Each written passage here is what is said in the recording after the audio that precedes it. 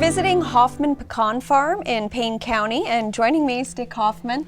Well, Dick, most of our commercial pecans are produced from improved varieties. And you have a nice selection of examples of these different, some of the different varieties, and compared to a native. That's a great visual of why we're using the improved over the native.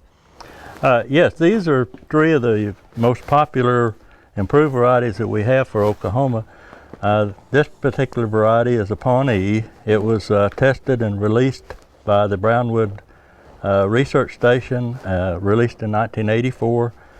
The Merrimack Pecan is still very popular in Oklahoma, and it was tested and released by Oklahoma State University. They released it in 1969, and it was a planted paper shell.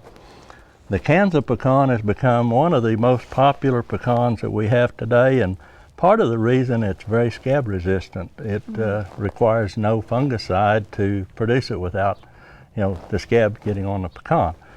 Another variety that has been around for 150 years, it's very common in Oklahoma, is the Stewart.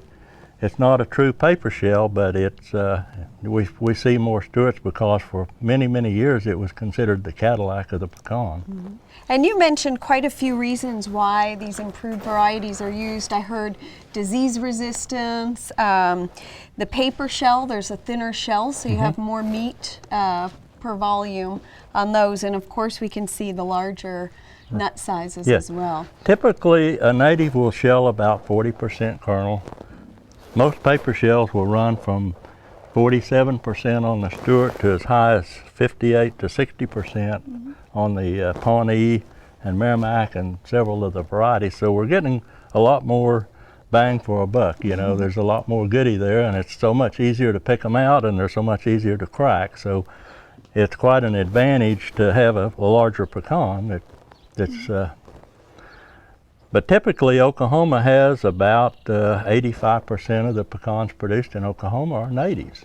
Okay. And the improved makes up about 15%. Oh wow, I'm surprised. So there's a lot of native pecans produced in Oklahoma. Excellent. We rank normally about 5th in the nation as far as production in pecans. The pecans certainly are an important crop in Oklahoma. Now these improved varieties, we can't propagate those from seed, so you have to use what's called grafting in order to produce those.